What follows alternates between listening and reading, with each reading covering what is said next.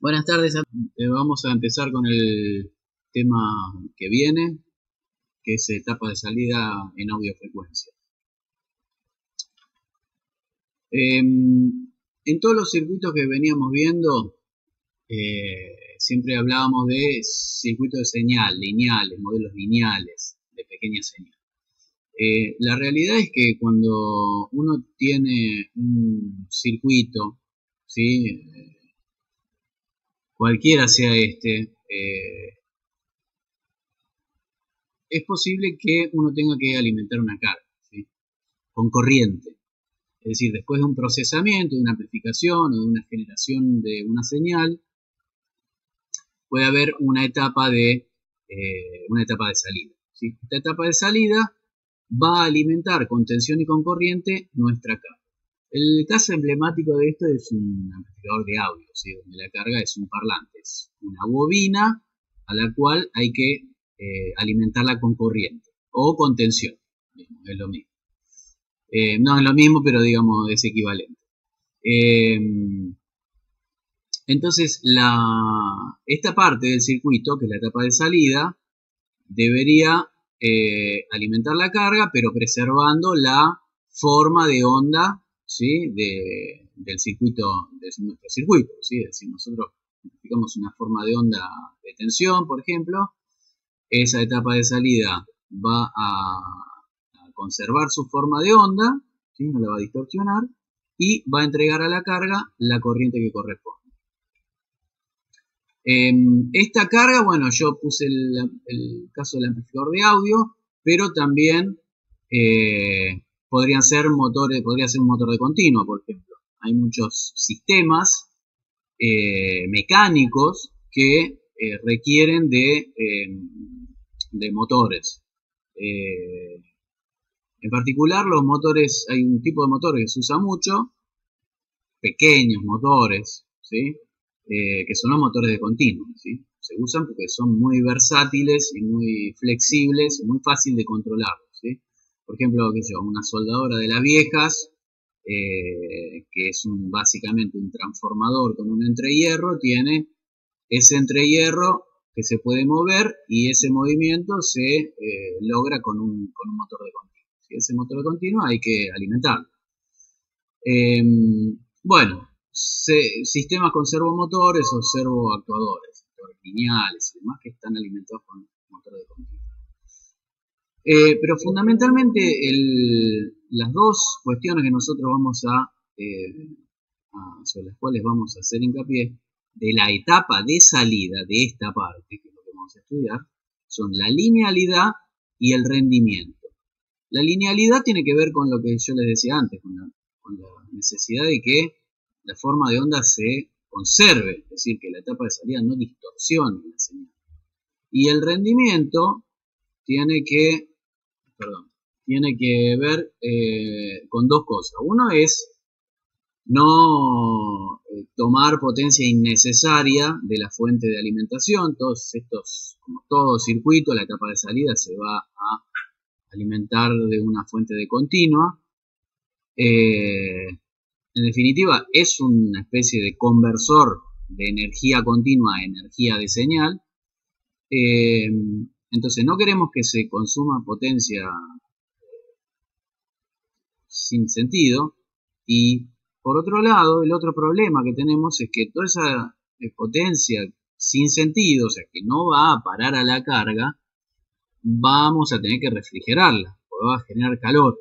Y todo esto es un problema, ¿sí? La refrigeración en cualquier sistema de conversión de potencia, bueno, esto ustedes lo sabrán, es un problema, digamos, hay que evacuar el calor.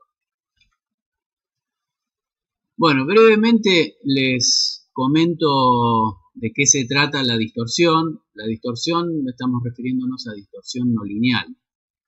Distorsión no lineal es una distorsión generada por un dispositivo que tiene una transferencia no lineal. En particular, el transistor tiene digamos, las ecuaciones que lo dominan son ecuaciones exponenciales, ¿sí? Como ya sabemos, la corriente de colector se relaciona con la tensión base emisor con una exponencial, ¿sí? Entonces, ¿cuál es el problema de los amplificadores de gran señal?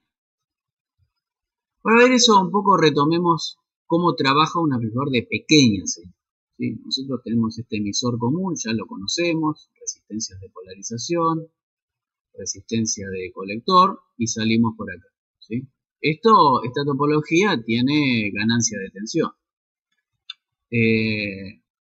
Nosotros ya sabemos que la ganancia aproximada de tensión es la transconductancia, o sea, es proporcional a la transconductancia del transistor y a la resistencia de carga. Es decir, que mientras más grande sea la transconductancia, más grande va a ser la ganancia de tensión, mientras más grande sea la resistencia de carga, más grande va a ser la ganancia de tensión. También sabemos, bueno, un poco para tener en claro qué significa la transconductancia, es cuánto varía la corriente de colector a la variación de tensión base emisor.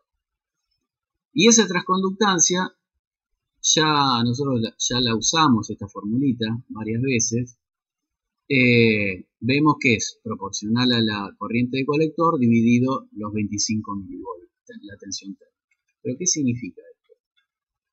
Esto significa que si nosotros polarizamos a ICQ1, es decir, estas dos resistencias las calculamos para que la corriente de polarización del transistor sea esta, ¿sí?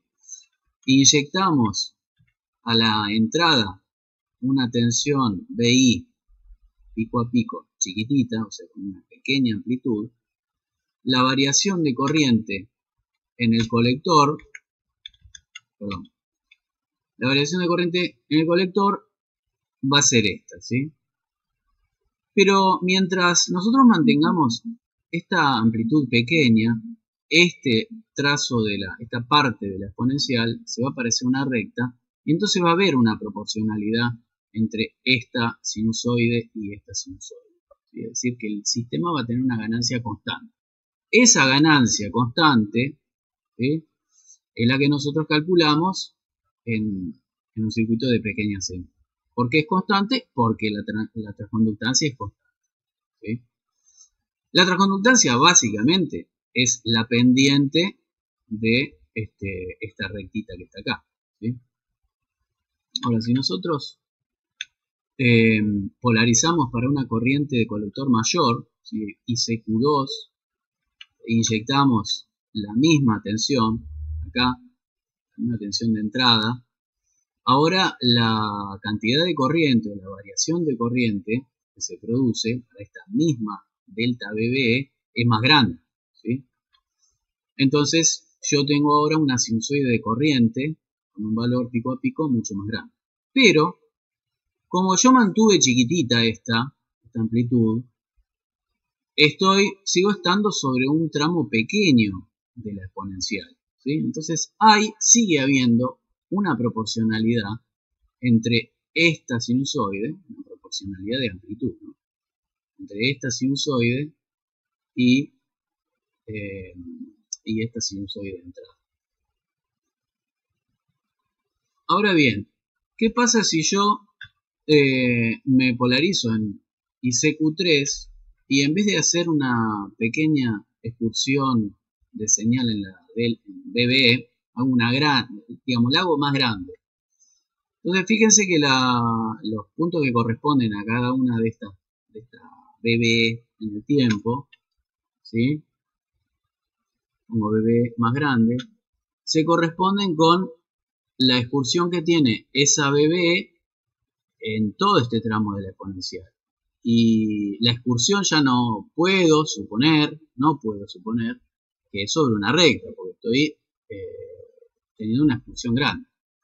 Entonces, si yo hago esto, la señal que va a salir por el colector, o la señal, sí, en definitiva que va a salir por el colector, porque va a ser esta corriente multiplicada por la RC, ¿no?, va a estar distorsionada, ¿sí? Es decir, ya estoy metiendo una sinusoide y no está saliendo una sola sinusoide, están saliendo varias. ¿Por qué digo varias?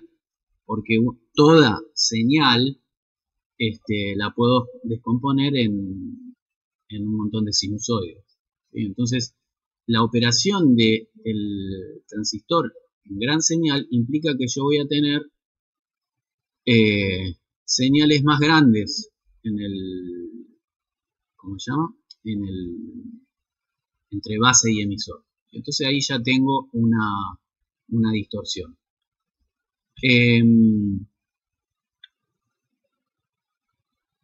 Y por otro lado, hay otra cuestión que es que, bueno, este parámetro de ganancia de corriente, nosotros siempre lo consideramos constante, pero fíjense que si uno toma un transistor de potencia, ¿sí? Este transistor es un transistor de 10 amperes, fíjense que para cada valor de corriente, ¿sí? Fíjense que entre 1 y 10 amperes, entre 1 y 10 miliamperes, bueno, la ganancia de corriente va entre 100 y 150, digamos. Pero a medida que la corriente del transistor aumenta, en esta parte, ¿sí? Que es el extremo, si se quiere, este es el transistor de 10 amperes, la ganancia cae, ¿sí? Entonces ya no puedo decir que es constante. Todo eso va en desmedro de la linealidad de la etapa de amplificación. Bueno, vamos a lo que son las clases de amplificación, ¿sí? Lo primero que tengo que decirles es que las clases de amplificación son clase A, B, AB, C y demás. No tiene nada que ver con la calidad. No es que tengo un Mercedes-Benz o tengo un Renault 12. ¿Sí? Estos son categorías que se dan a la clase de amplificación de acuerdo a una cuestión muy particular, que es cómo conduce el dispositivo, es decir, qué característica tiene esta corriente, ¿sí? No tiene nada que ver con el circuito en sí, ¿sí? Con el esquema circuital, sino que tiene que ver con que, digamos, cuál es el tiempo relativo que conduce un dado dispositivo, ¿sí? Un transistor, del ciclo de la señal. Entonces, por ejemplo, tenemos la amplificación clase A, ¿sí? Y en la amplificación clase A, el dispositivo de amplificación conduce durante todo el ciclo de la señal, 360 grados. Vamos a poner el ejemplo de la sinusoide, que es la señal más general, ¿no? Puesto que todas se pueden descomponer en sinusoide. Entonces, clase A, el dispositivo conduce durante 360 grados. Después tenemos clase B, que el dispositivo conduce 180 grados, ¿sí? Acá hay una gran diferencia con el clase A. En clase A, yo con un dispositivo puedo reproducir todo el ciclo de la señal, pero en un amplificador clase B no es suficiente con tener un dispositivo que reproduzca el primer ciclo, porque necesito algo que me reproduzca ¿cómo se llama? El segundo ciclo, ¿sí? Entonces, voy a tener que hacer algo, ¿sí? El amplificador clase B va a tener dos dispositivos. Después lo vamos a ver. La clase AB es una mezcla de las dos, ¿sí? Es como, digamos, es como una especie de clase B, pero con una mejora. Y el clase C, el dispositivo conduce durante menos de 180 grados. Si este tenía problemas de distorsión de la señal, porque reproduce solamente una mitad, este peor, ¿sí? Entonces, esta clase de amplificación solo sirve para reproducir señales de radiofrecuencia. Nosotros no lo vamos a ver. Bueno, vamos a los circuitos. Bueno, esta topología nosotros ya la conocemos, ¿sí? Este es un amplificador que puede considerarse como un amplificador clase A. Lo que me olvidé de comentarles es que cuando uno habla de amplificadores de potencia, se toma como convención que son amplificadores que entregan a la carga más de 1 watt de potencia, ¿sí? Pero bueno, digamos, nosotros podemos hacer un amplificador que entregue más de 1 watt a esta carga RC, ¿sí?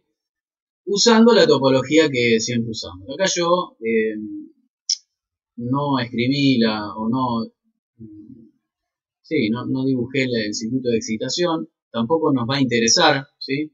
Después hay que ver cómo se diseña, ¿no? Pero acá lo que vamos a analizar con más detalle es qué es lo que pasa en la salida, ¿sí? Es decir, en esta parte, entre colector y emisor, y qué pasa con la carga, ¿sí? Pero bueno, en definitiva, acá tenemos un transistor en configuración emisor común y bueno, lo que queremos analizar es un poco qué es lo que pasa con las tensiones y la corriente, ¿no? Sobre la carga y sobre el transistor. De una manera de verlo es recordando las características de salida de los transistores.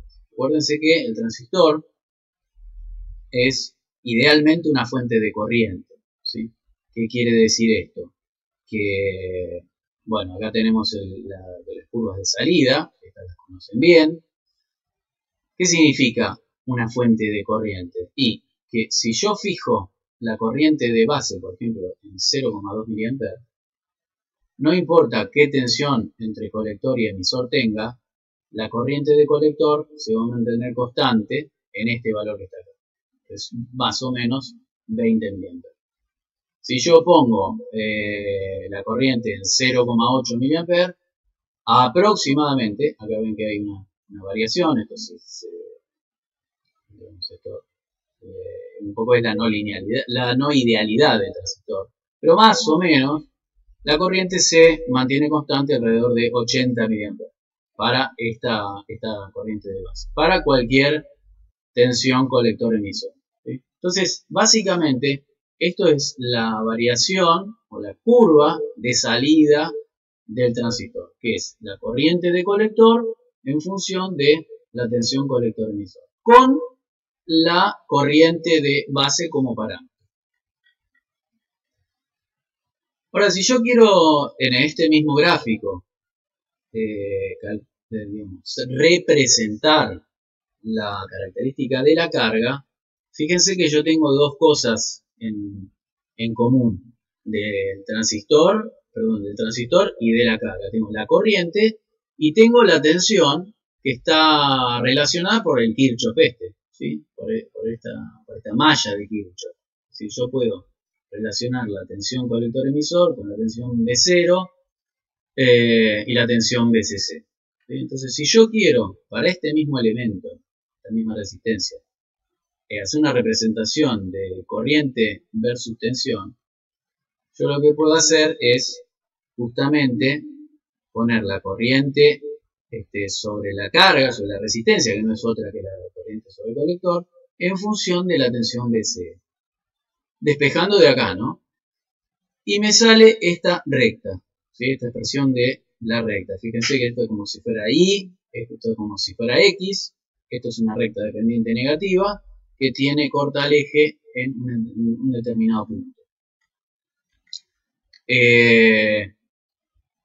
Esa recta va a cortar en una BCE igual a la tensión de alimentación, eso se corresponde con IC igual a 0, ¿sí? Lo sacamos de acá.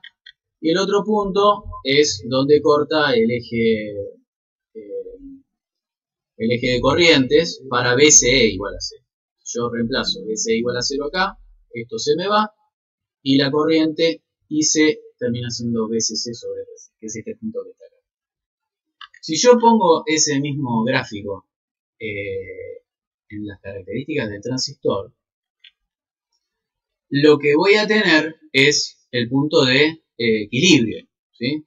Es decir, si yo, por ejemplo, excito el transistor con 0,4 mA de corriente de base, voy a tener esta corriente de colector, y donde se toque esta corriente de colector o esta curva con la curva de mi carga, yo voy a tener mi punto de funcionamiento. Si ahora yo aumento la corriente de base a 0,6 mA, voy a estar en este punto. Si la aumento un poquito más, a 0,8, voy a estar en este punto. ¿Sí? Entonces, bueno, ¿cómo voy a aumentar o disminuir la corriente de base? Y con una señal, ¿sí? Con esta señal BS. Esta BBB lo que me provee es el punto de polarización, es la tensión que vendría a salir de las dos resistencias de polarización, ¿sí? Es una manera simplificada. Entonces, si yo aumento, como dije, si yo aumento la corriente de base, ese punto que está en reposo se va a mover, entonces se va a mover para arriba. Si yo aumento la corriente de base a partir del punto de equilibrio, hasta acá, ¿sí?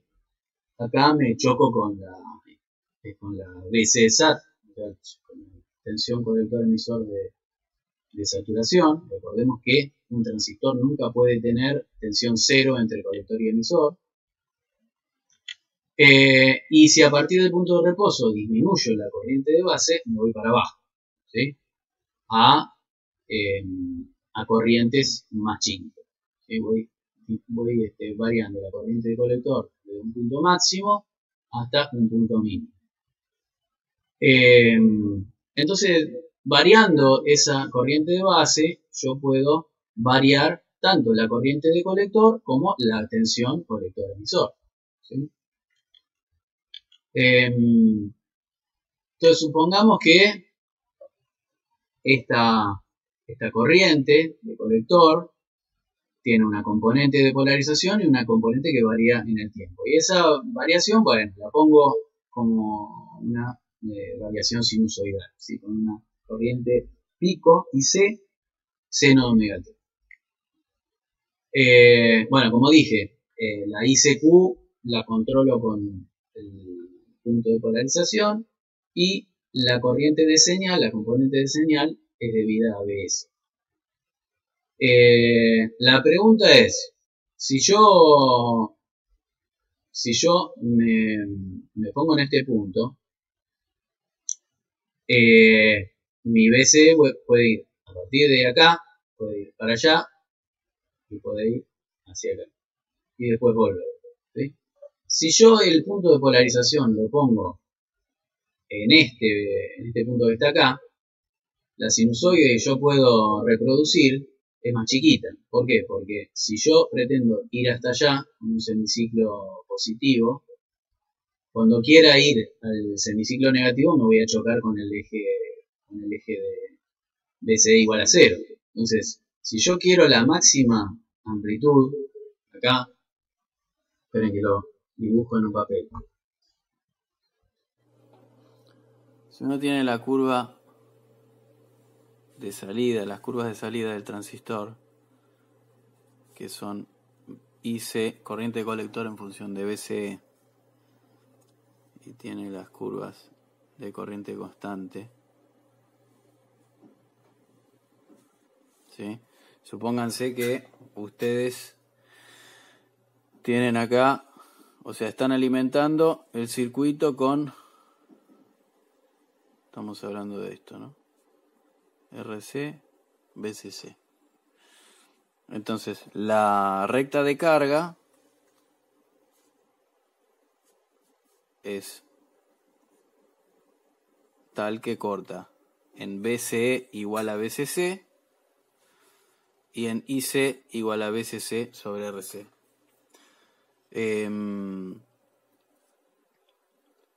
Esta tensión BCE, fíjense ustedes que esta curva, ¿qué significan estos dos puntos? Estos dos puntos, este punto significa que IC es igual a 0, ¿sí? Cuando IC es igual a 0 quiere decir que no hay corriente por acá. Si no hay corriente por acá, no hay caída en esta resistencia. Entonces este punto toma el valor BCC con respecto a tierra y este punto está a tierra. Entonces BCE queda igual a BCC. Y este punto es BCE igual a 0 Cuando BC igual a 0, nosotros tenemos casi un cortocircuito acá, ¿sí?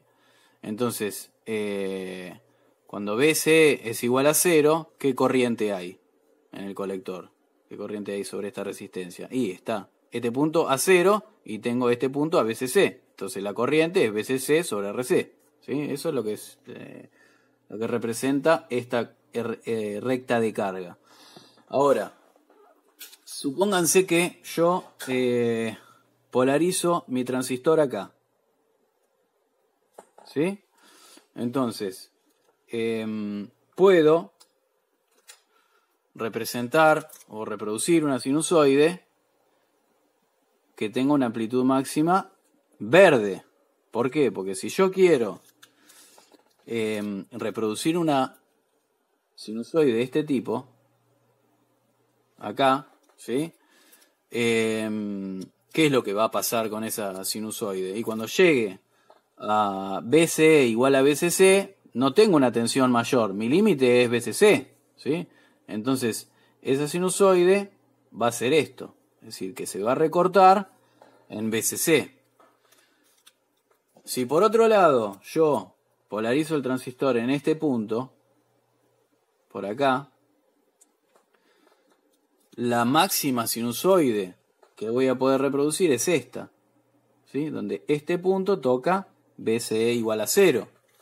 ¿Por qué? Porque si yo quiero reproducir una sinusoide más grande, por ejemplo esta, cuando llegue a BCE igual a 0, BCE no puede tomar valores negativos. Entonces me va a recortar acá la sinusoide, se me va a distorsionar. Entonces, ¿cuál es el punto? El mejor punto para obtener la máxima sinusoide posible. Y bueno, es este que está acá, ¿sí? Es el punto medio entre este punto y este punto, ¿sí? Quiere decir que si yo polarizo para máxima excursión de señal, voy a poder obtener una sinusoide tan grande como esta que está acá. Es decir, que llegue hasta BCC, llegue hasta 0, pero esté equilibrada. Y en ese caso, esta sinusoide, en el punto de máxima excursión, en este caso, la amplitud máxima que puede tener esta sinusoide es BCC sobre 2. ¿Sí?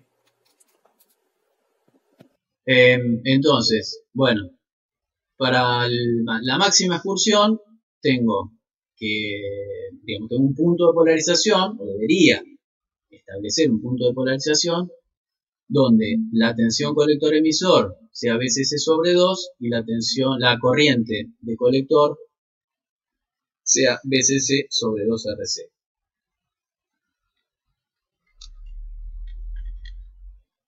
Esperen que me pasó. Bueno.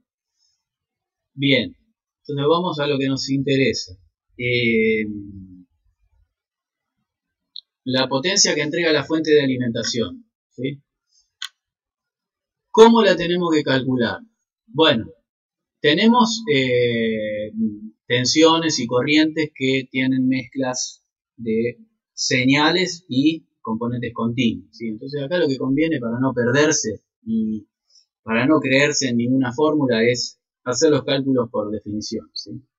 Entonces nosotros tenemos la potencia que entrega la fuente de alimentación, le llamé PCC de T, esto es potencia instantánea, es la tensión que entrega la fuente por la corriente que se toma de la fuente, ¿sí? Pero bueno, tensión constante, la corriente tiene una componente continua de reposo y una componente de alterna. Y si queremos calcular la potencia media en la fuente, tenemos que hacer la integral en todo el ciclo de la señal, ¿sí? Entonces hacemos la integral de la potencia instantánea. Bueno, acá reemplazamos la corriente por esta expresión. ¿Y qué tenemos acá? Descomponemos, bueno, hacemos la distributiva de esta integral. Entonces nos queda un término de continua, puras continuas, y un término que varía en el tiempo, ¿sí? Ahora, este integral en todo el periodo de la señal es cero, porque acá tengo un seno de omega t, ¿sí? Cuya frecuencia se corresponde con el periodo en el que estoy integrando. Entonces, esto tiene valor medio nulo. Con lo cual, la potencia en la fuente termina siendo la proporcional a la tensión que entrega la fuente y la corriente de polarización, ¿sí? Es la corriente continua. No hay ninguna variación en la potencia que entrega la fuente si hay señal o si no hay señal, ¿sí? ¿Por qué digo esto? Porque, como vimos acá, si hay señal acá, o sea, a partir de este punto de polarización, va a haber una expulsión de señal, y si no la hay, la tensión va a quedar en cero. Pero en cero, en realidad, a partir de este punto. Y el valor medio de una tensión que se queda quieta y el valor medio de una sinusoide que está montada sobre ese mismo valor de continua es el mismo. Y justamente es su valor de continua. Entonces, acá hay dos conclusiones. La potencia de la fuente, o la fuente entrega potencia si hay o no hay señal.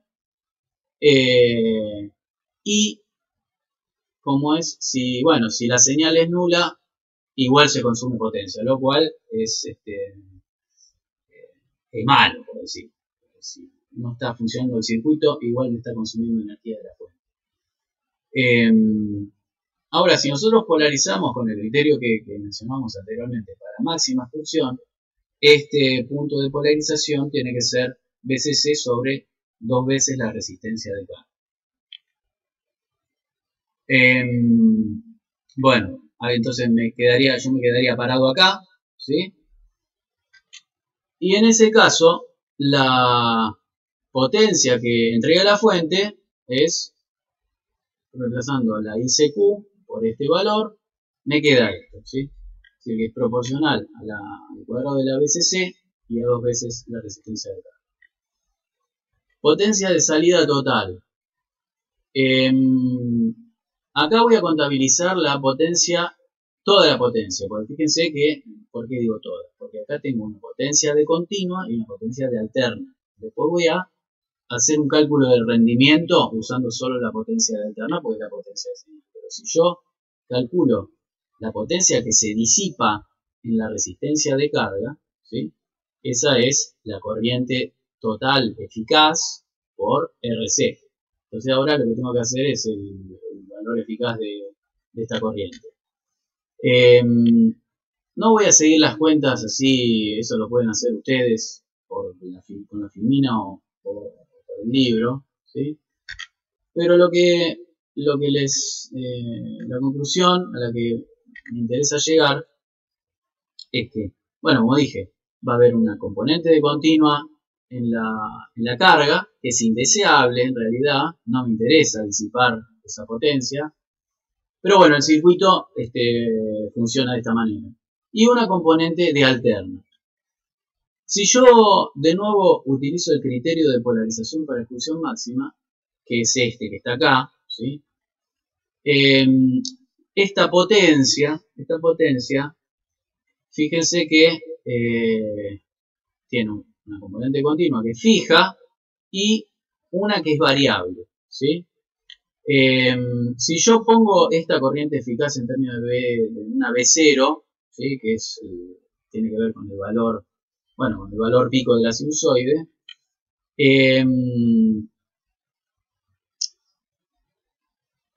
puedo concluir de alguna manera que sobre la carga, fíjense este numerito, PCC al cuadrado sobre 4RC, y fíjense el anterior, el que consume la fuente, este es el doble,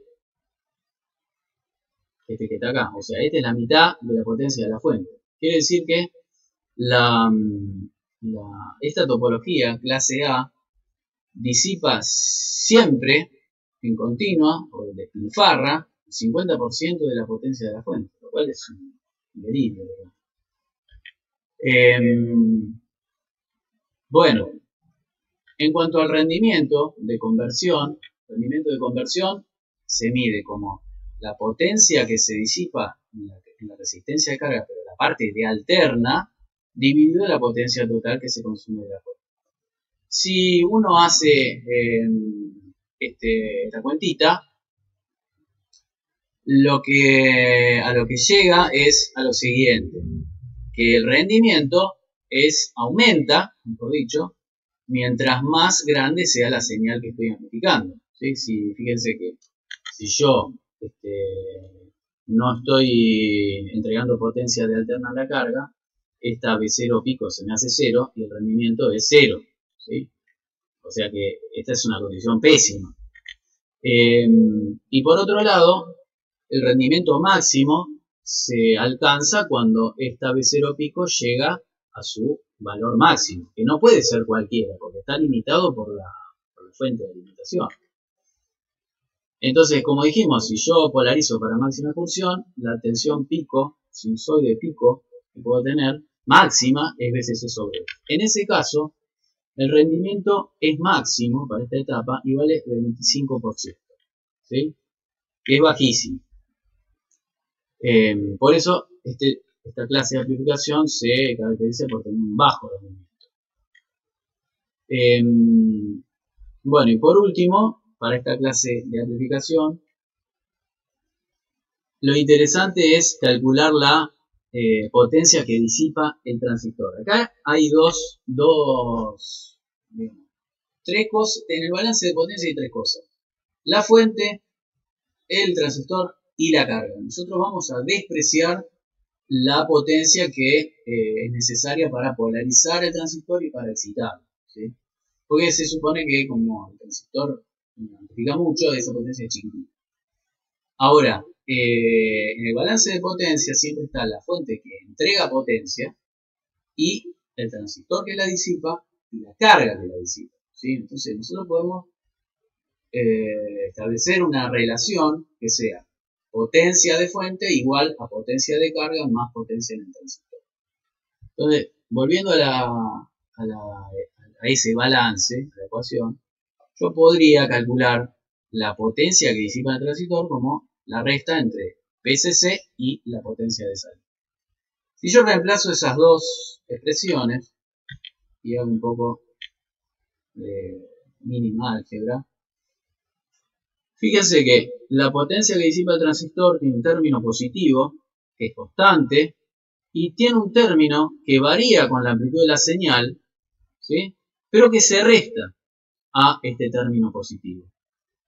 Entonces, acá lo que va a pasar es que si yo hago que mi señal sea 0, el transistor va a calentar lo máximo que puede calentar. Y si yo le pongo señal, el transistor se va a enfriar, ¿sí? Eso no es verso, eso pasa, es una cosa rara, pero si uno abre un circuito y lo pone a funcionar en estas dos condiciones, la realidad es que el transistor se enfría cuando hay señal y se calienta cuando no hay señal. De esta expresión uno puede calcular la potencia máxima que se disipa el transistor. Bueno, y es este número que está acá. VCC al cuadrado sobre 8RC. Este número, ¿sí? La potencia máxima, nos va a servir para dimensionar el disipador de calor para el transistor. Pero sobre eso vamos a ir más adelante. Bueno, acá un resumen, porque después yo quiero comparar el clase A con el clase B. Entonces en esta filmina les puse un resumen de cómo varían los distintos parámetros de esta topología, clase A, que son el rendimiento, la potencia disipada en el transistor, la potencia de salida, bueno, y esos tres, ¿sí? Bueno, y con sus expresiones. Entonces, acá lo que vemos es una parábola. Esta parábola es parábola, estoy diciendo, sí, es esta que está acá. Esta es una parábola en función de V0 pico, ¿sí? Y bueno, esta es la potencia que disipa el transistor. Como dijimos, cuando V0 pico es 0, la potencia es máxima, y a medida que aumenta la V0 pico disminuye el calentamiento del transistor. Y bueno, acá el otro parámetro como para que uno tenga una referencia de consulta, por decir.